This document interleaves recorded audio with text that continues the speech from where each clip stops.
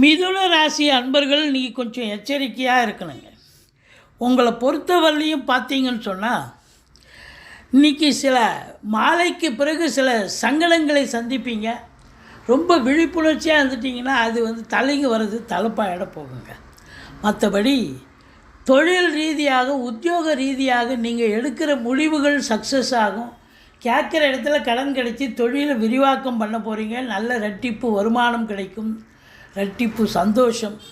வெளியூர் வெளிநாட்டு பயணம் அனுகூலத்தை தரும். இளைய சகோதர சகோதரிகளுக்கு உங்களுக்கும் கருத்து வேறுபாடு ஏற்படும்.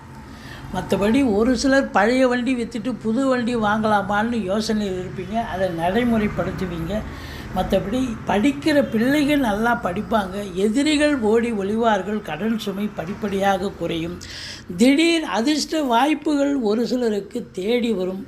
அதே நேரத்தில் ஆராய்ச்சி படிப்பு